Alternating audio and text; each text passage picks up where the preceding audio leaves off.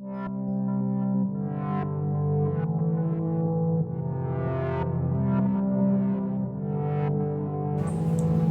sou a professora Carisa.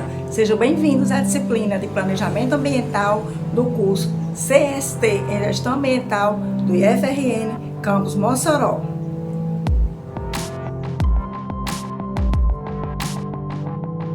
Os resíduos sólidos podem ter diversas origens. A origem domiciliar, hospitalar, comercial, industrial, entre outras, de poda de árvores, entre tantas outras que a gente vai ver na aula de hoje, na classificação dos resíduos. Mas tem uma que merece a atenção especial, que são os resíduos perigosos. Que resíduos são esses? Que legislação protege e fala da gestão deles? Desde o ciclo do produto, desde o início do ciclo de vida do produto na extração até a disposição final. Vamos falar sobre os resíduos perigosos, que são os que afetam em maior escala, de forma catastrófica às vezes, a saúde humana, dos animais e do meio ambiente do planeta como um todo.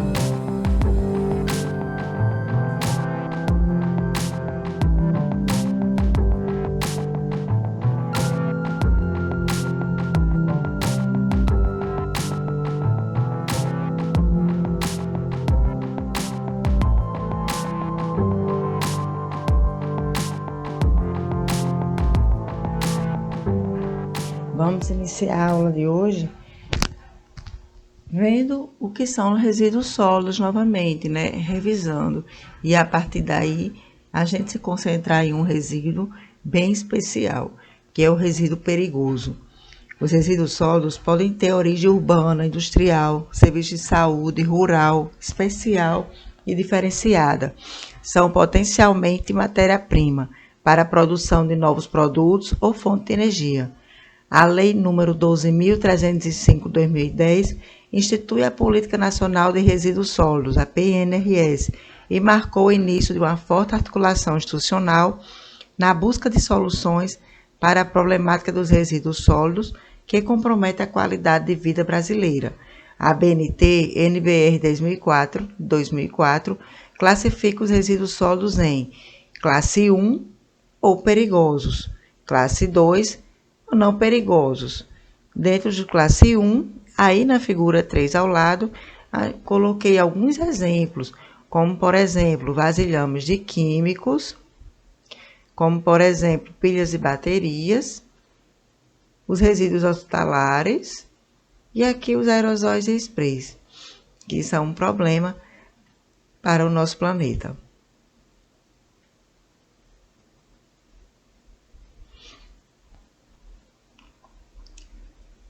Resíduos sólidos ainda, fazendo essa introdução, né? Que a partir de agosto de 2010, baseado no conceito de responsabilidade compartilhada, a sociedade como um todo passou a ser responsável pela gestão ambientalmente adequada dos resíduos sólidos, né? Segundo está lá na Política Nacional de Resíduos Sólidos, a gente tem hoje essa responsabilidade compartilhada entre o cidadão, que é responsável pela disposição correta dos resíduos e tem um papel consciente como consumidor, do governo, que é responsável pela elaboração e implementação dos planos de gestão de resíduos sólidos, como dos demais instrumentos previstos pela lei, e o setor privado, né, as indústrias, o comércio, que é responsável pelo gerenciamento ambientalmente correto dos resíduos, pela sua reincorporação na cadeia produtiva e pelas inovações nos produtos, que tragam benefícios socioambientais sempre que for possível.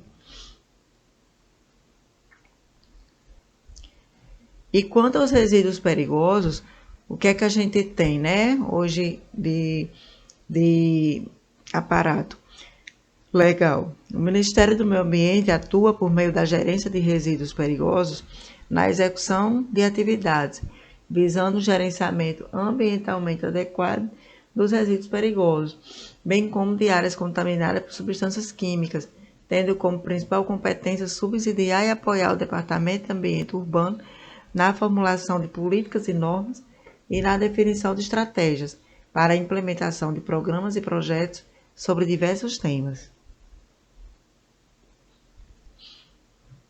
Então, a gente tem aqui na BNT, né, essa classificação aqui, né? Temos aqui o ciclo do produto, as matérias-primas que vão para o processo produtivo, ocorre a geração do produto, ocorre a geração do resíduo a partir da utilização, após a utilização do produto.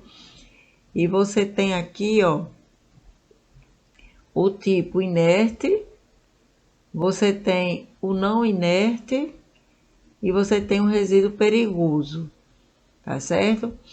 E os perigosos, a gente tem essa classificação aqui, segundo a BNT. Os inflamáveis, o reativo, o tóxico e o corrosivo, né? Aí a gente vê aqui, ó, algumas configurações que é facilmente inflamável, extremamente inflamável, aí como o N, o explosivo, o nocivo, o tóxico e muito tóxico, aqui o irritante, o perigo para o meio ambiente, né, o corrosivo, o radioativo, o perigo biológico, tá certo? Que já deriva dos 4 acima lá, das 4 principais classes acima.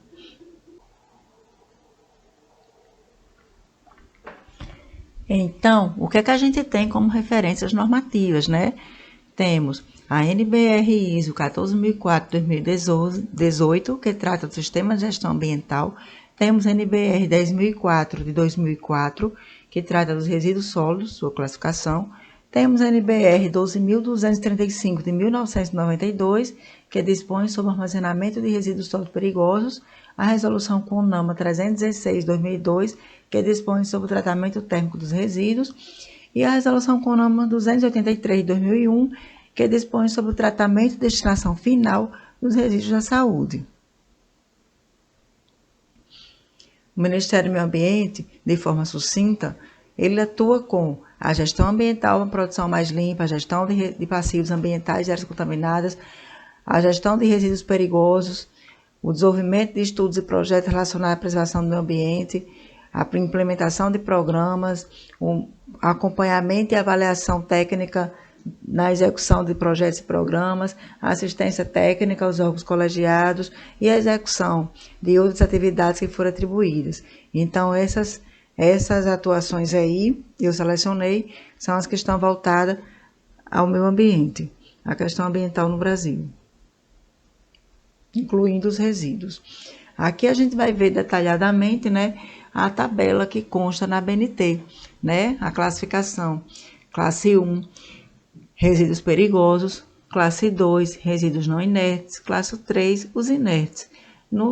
De classe 1, temos aqueles que apresentam periculosidade, ou uma das características, inflamabilidade, corrosividade, reatividade, toxicidade ou patogenicidade. Como exemplos, lixo hospitalar, produtos químicos de indústria, óleos, cinzas, metais preciosos, pilhas, baterias, pesticidas.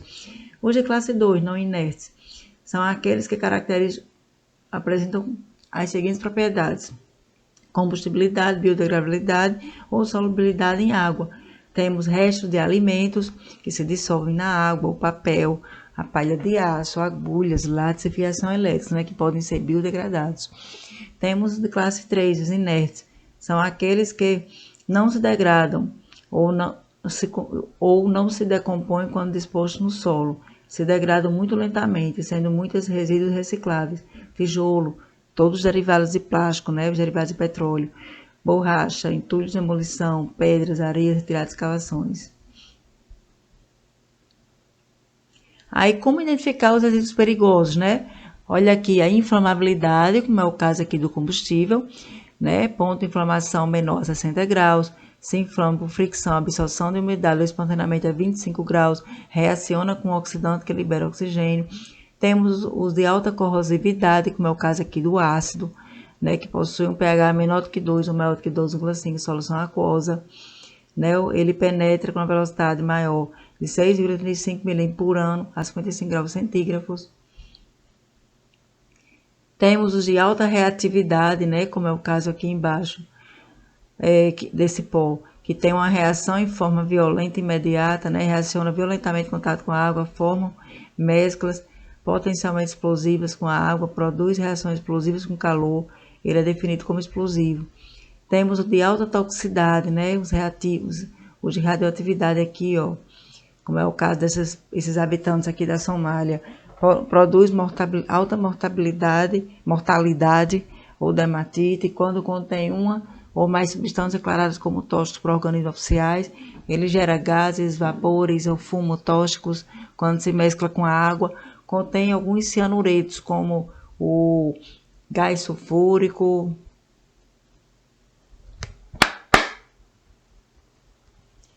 Olha aqui, os de alta toxicidade, né? Como é o caso aqui desses habitantes da Somália, né? Uma triste condição de saúde, a da população lá. Ele produz alta mortalidade ou dermatites graves quando contém uma ou mais substâncias declaradas como tóxicos por organismos oficiais. Ele gera gases, vapores, fumo tóxicos quando se mescla com água. Contém cianuretos ou gás sulfúrico que por reação liberam gases tóxicos em quantidade altamente perigosa. É uma lástima esses resíduos serem depositados a céu aberto ou então em regiões pobres que não têm a condição de proteção. Temos também os de alta patogenia, que são os que contêm micro-organismos, né, ou toxinas capazes de produzir enfermidades. Né? Então, esses são as características principais do resíduo hospitalar. Ele também é encontrado patogenia em resíduos domésticos, mas no hospitalar são em quantidades superiores. É uma lástima também quando as cidades têm lixões, quando os resíduos sólidos não são tratados e a população carente ela é exposta a esse tipo de risco e adoecimento.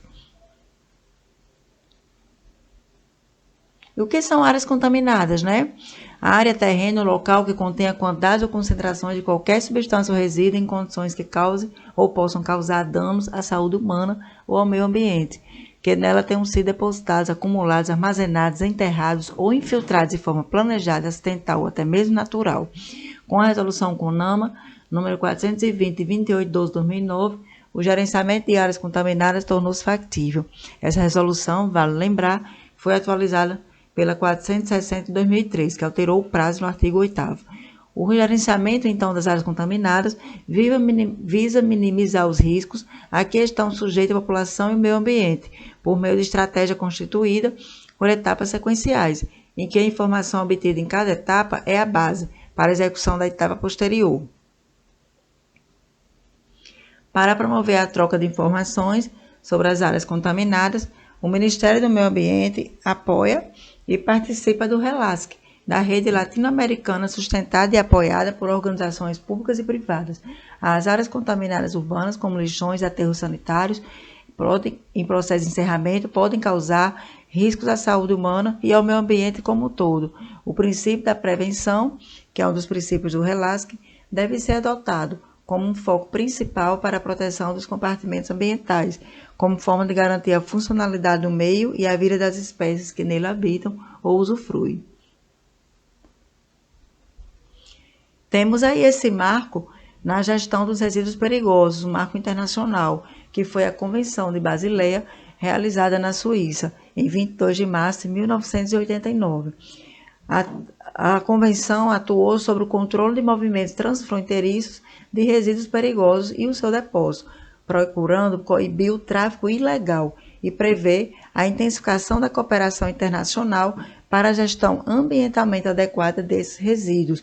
Foi internalizada na íntegra pelo governo brasileiro por meio do decreto número 875 de 93, sendo também regulamentada pela resolução CONAMA número 452 de 2012. Com a promulgação da Política Nacional, Lei 12.305 de 2010, foi proibida definitivamente a importação de resíduos perigosos, conforme o artigo transcrito a seguir. Em artigo 49, diz: é proibida a importação de resíduos sólidos perigosos e rejeitos, bem como de resíduos sólidos cujas características causam dano ao meio ambiente, à saúde pública e animal e à sanidade vegetal, ainda que para tratamento, reforma, reuso, reutilização e recuperação. Ou seja, após a Convenção de Basileia, após a promulgação da Lei da Política Nacional de Resíduos Sólidos, é proibido importar resíduos sólidos perigosos e rejeitos para o Brasil. As consequências, de movimentos transfronteiriços e irresponsáveis, países pobres no mundo inteiro estão com condição crítica, condições irreversíveis nos seus meios, na sua água, no seu solo, na saúde da sua população, devido a importação de resíduos sólidos perigosos. Aqui, ó, na letra A, 120 milhões de toneladas de resíduos tóxicos perigosos radioativos vem para o Elva, né, nos últimos 30 anos. Aqui, B, Estados Unidos envia emissários submarinos para as Filipinas. É um caso crítico também, as Filipinas, de saúde ambiental.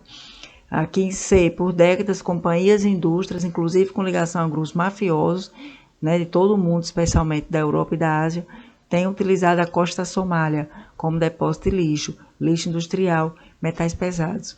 Então, a situação é crítica, é uma calamidade, né, estamos diante de uma catástrofe ambiental e precisamos, sim, pensar meios políticos de reduzir e até eliminar o uso de produtos e materiais que levem ao resíduo tóxico, ao resíduo inflamável, ao resíduo perigoso, radioativo, né? E, enfim, todos os perigosos. Falando em resíduo perigoso, há que se pensar aqui de forma isolada o que fazer, né, para a gestão e eliminação do BCP, a bifenila cloriclorada, né, que é um produto, um composto utilizado em motores, em sprays, aerosóis, né, para que evitar que explodam, para evitar que o princípio ativo saia de sua condição normal, mas é que ele é altamente prejudicial à camada de ozônio, portanto, a todo o planeta, tá certo? Ele é tido como um dos maiores responsáveis pela destruição da camada de ozônio nos últimos anos. Então, esse projeto do Ministério do Meio Ambiente visa elaborar um Plano Nacional de Gerenciamento e Eliminação do BCP, fortalecendo os arranjos reguladores institucionais para o controle e eliminação progressiva de BCPs, de acordo com os requerimentos da Convenção de Estocolmo e da Convenção de Basileia. O Brasil, como signatário destas convenções, comprometeu-se à total eliminação e destruição do BCPs até 2025. O projeto foi aprovado pela GEF, a Global Environmental Facility, e será executado ao longo de 5 anos pelo Ministério do Meio Ambiente, tendo como agência executora o Ministério em parceria com o PNUD, que é a agência implementadora do GEF, as ações para a redução e eliminação do BCP. Os BCPs são compostos aromáticos clorados, cuja família é constituída por cerca de 709 compostos diferentes. Eles são compostos orgânicos de 1 a 10 átomos de cloro ligados, oriundo de bifenilo, e fórmula, né, C12H10, que é uma molécula composta de 2 anéis de benzeno. Tá aqui, ó. Aí as BCPs foram desenvolvidas no final da década de 30, com o objetivo de ser utilizadas em transformadores e capacitores, visando minimizar os riscos de incêndio e explosão. No total são possíveis 209 congêneros, como mostra a tabela abaixo. Nós temos as monoclorobifenila, né, com um cloro substituinte, a molécula cloro substituinte, e temos 3 congêneros. Temos diclorobifenila, com 2, e 12 congêneros. Triclorobifenila, com 3 e 24 congêneros. Aí vem assim por diante, tetra, penta, hexa, hepta, octa, nona, até chegar nas decaclorobifenilas, onde tem 10 moléculas de cloro substituintes e 1 congênero dela. Os principais BCPs produzidos, né, os produtos produzidos na forma de misturas, eles têm um nome de aeroclor. Esses são os principais produtos utilizados pela indústria, tá certo? Ao todo 14. Aeroclor 1210, 1216, 1221, 1231, 1232, 1240, 1242, 1248, 1250, 1252, 1254, 1260, 1262, 1268. Os primeiros 2 dígitos indicam o número de carbonos no anel e os 2 dígitos finais o teor de cloro na mistura de BCPs. Por exemplo, o BCP 1240 ou aeroclor 1240, o 12 indica o número de 12 carbonos na cadeia e o 40 significa um teor de 40% de cloro em peso no BCP. E eles são altamente prejudiciais à camada de ozônio, porque todo spray que é lançado na atmosfera, esse gás termina na camada de ozônio, prejudicando ela. Então, o que é que, né, a política traz para reduzir, para melhorar a gestão desses resíduos perigosos, né, incluindo os sprays e aerosóis também, que estão em processo de eliminação? Traz a responsabilidade compartilhada, que a gente já viu, traz a política reversa, que a gente já viu na outra aula, e traz o acordo setorial, que é um ato de natureza contratual firmado entre o poder público e fabricantes, importadores, distribuidores e comerciantes, tendo em vista a implantação da responsabilidade compartilhada pelo ciclo de vida do produto. No Brasil, falando em acordo setorial, temos um exemplo, que é a transferência de poluentes. No Brasil, o Registro de Emissões de Transferência de Poluentes, RETEP, foi elaborado entre as atividades do Projeto de Assistência Técnica para a Agência da Sustentabilidade Ambiental, né, que foi definida como tal ambiental nas conferências da ONU, né, realizadas em 92, 2002 e 2012, né, as conferências chamadas ECO. ECO 92, ECO 2002, né, e a ECO 2012. Então, essa agenda objetiva apoiar a realização de estudos, diagnóstico, análise e capacitações necessárias à consolidação das políticas públicas de desenvolvimento sustentável. O projeto brasileiro do RETEP elaborou um plano estratégico para a implementação do sistema e realizou a capacitação nacional dos envolvidos no sistema, órgãos ambientais, indústrias declarantes, organizações não governamentais, associações, sindicatos, bancos, sociedades científicas, imprensa, universidades e profissionais afins. Países que já implementaram com sucesso foram Canadá, Austrália, Estados Unidos, México e União Europeia. Como exemplo já está ambiental, o que é que veio, né? Que o RETEP está tentando consolidar o que ficou decidido no Natal, nas convenções quadro da ONU. Veio ideias, né, planos para a construção sustentável, né, busca racional de energia, gestão ecológica da água, redução dos materiais de alto impacto ambiental, redução dos resíduos da construção, né, entre outras técnicas de construção sustentável. Aí, a nível de atuação dos governos municipais, se incentiva planos de mobilidade sustentável, né, para evitar congestionamento, degradação do ar, aquecimento global, degradação de espaços públicos, né, perda de tempo, prioridade no transporte coletivo, né, prioridade para energia renovável, priorização de projetos, tá certo? De circulação em horários e datas estabelecidas, como é o caso do sistema de rodízios. Essas mudanças vieram na Lei Federal 12.587 de 2012. A prevenção de desastres também está na agenda tal ambiental, né, com desenvolvimento, com o incentivo para desenvolvimento de tecnologias que façam descobertas e avaliação de desastres, com programa de gestão de riscos, né, para o Sistema Nacional da Defesa Civil, né, atenção para as mudanças climáticas, programas de mapeamento de áreas ambientalmente frágeis, né, e programas de compromisso dos gestores para uma atuação mais detalhada, né, para uma investigação mais detalhada sobre o assunto. E o que é que a gente tem para tratamento de resíduo perigoso, né? Como o resíduo perigoso é diverso, não existe um processo estabelecido para o seu tratamento. Portanto, os processos mais comuns são neutralização, que é o processo utilizado para resíduo com características ácidas ou alcalinas. A secagem, que é o processo de mistura de resíduo com alto teor de umidade com outros resíduos secos e material inerte.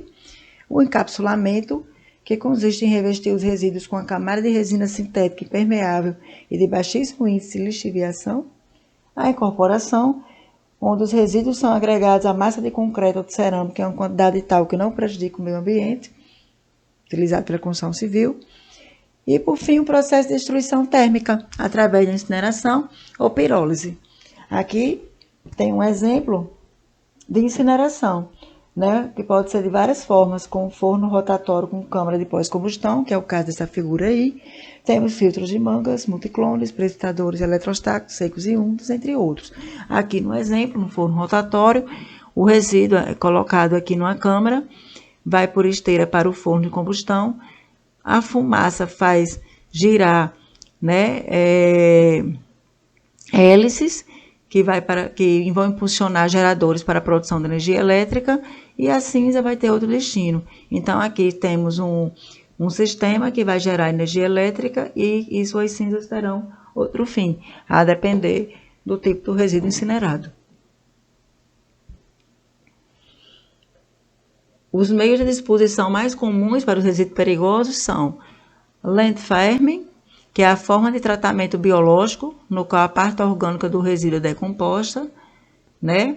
Aqui ao lado a gente vê a landfarming, tá bom? Ó, com aqui o solo, aqui uma camada aqui de areia, né? Um material de resíduo, aqui um material poroso, né? Que vai receber a matéria orgânica, tá certo? E aqui vai um coletor ao lado, então vai ter o chorume, né, que vai ser depositado, né, e vai ter a água que vai sair pura aqui no final, filtradinha, tá certo? Que vai para tratamento, ó, tá aqui, ó, para tratamento para ser utilizado nas plantas, ou em plantações, ou com outros fins, voltar ao rio, tá certo? De acordo com a classificação de rio. Então, a landfarm tem como esse solo aqui, ó, essa parte aqui é colocado o efluente contaminado e por absorção, né, vai se fazer essa filtração, tratamento e o aproveitamento da água residual, tá bom? Então, essa é uma forma. Você tem os aterros industriais, onde seu projeto prevê normas rígidas, prevê a necessidade do sistema de drenagem e outras medidas, e se tem também as barragens de rejeitos, que é usada para resíduos líquidos e pastosos com conteúdo de umidade acima de 80%. Vindo para os aterros industriais, nós temos aqui o aterro industrial de classe 1, perigoso, e o industrial para classe 2, resíduo inerte e não inerte. Perigoso, né, vai ser todo concretado, com várias mantas, com drenagem de gases, que é esse o caso aqui. E o de classe 2, ele necessariamente não precisa ser concretado, mas ele precisa das mantas para a proteção do solo. E aqui, né, é uma forma muito utilizada, é a mais antiga, as barragens de rejeito, né, e infelizmente ela é muito polêmica, ela é muito passível de acidentes, porque ela fica, né, aberta, a céu aberto, durante décadas, quem sabe durante séculos. A gente ainda não sabe porque a barragem de rejeito a gente passou a utilizar com o resíduo industrial nas últimas décadas, no último século. Então, ainda estamos há menos de um século dessa utilização, mas tem provocado muitos e graves acidentes, né, em todo o planeta. Aqui no Brasil, por exemplo, essas da fotografia, né, são 2 barragens de rejeito localizadas no interior do estado de Minas Gerais, no Brasil. Elas são colocadas em tanques de concreto para evitar o contato com o solo, mas ficam aí durante décadas.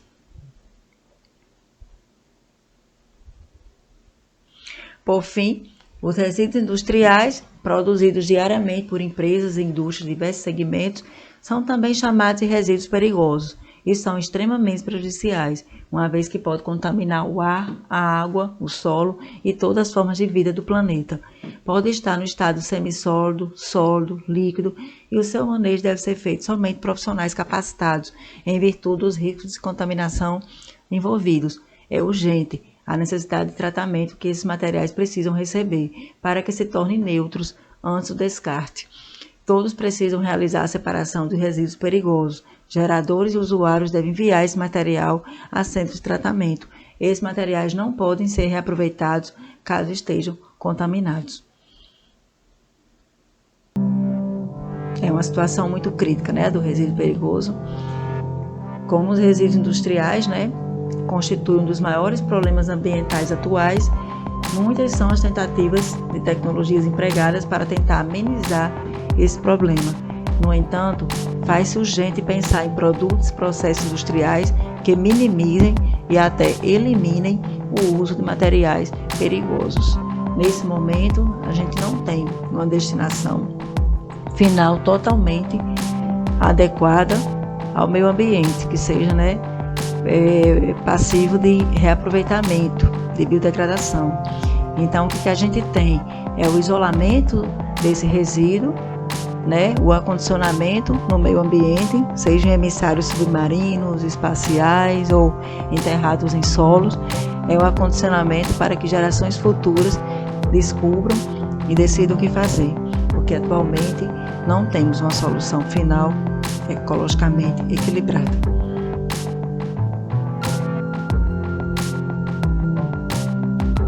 como referências bibliográficas, né? Coloquei aqui para vocês, também disponibilizei na plataforma as leis, as ABNTs, as normas, para vocês estudarem depois, tá certo? Aqui temos 4 ABNTs, classificação a 10.004, classificação de resíduos sólidos, a 11.164, que é o armazenamento de resíduos classe 2 não inertes e classe 3 inertes, a ABNT 12.205, que trata do armazenamento de resíduos sólidos perigosos, a ABNT 14.004, que traz sistema de gestão ambiental. Temos o relatório da ABREL, Panorama Resíduos Sólidos do Brasil 2017. Temos a Lei 9.605, que trata das sanções penais e administrativas, né, no Brasil. Temos a Política Nacional de Resíduos Sólidos, a Lei 2.305. Todas essas leis, pessoal, estão lá na plataforma, viu, para vocês. Temos a Resolução CONAMA 275, Código de Cores, a Resolução CONAMA 273, que trata dos serviços de resíduos da saúde. Temos essa Resolução 316, também CONAMA, né, que trata sobre o tratamento, fala sobre o tratamento térmico de resíduos. A Resolução CONAMA 420, que vai tratar sobre áreas contaminadas. Aí temos algumas matérias, como aqui em Lavicta. Temos o Plano Nacional de Resíduos Sólidos 2020 do Ministério do Meio Ambiente. Temos uma matéria aqui sobre a NBR 2004, sobre a Isabela Nerkvakleski. Temos também outra matéria, resíduos industriais de Daltvezani. Enfim, várias referências, vários estudos. Obrigada e até a próxima aula.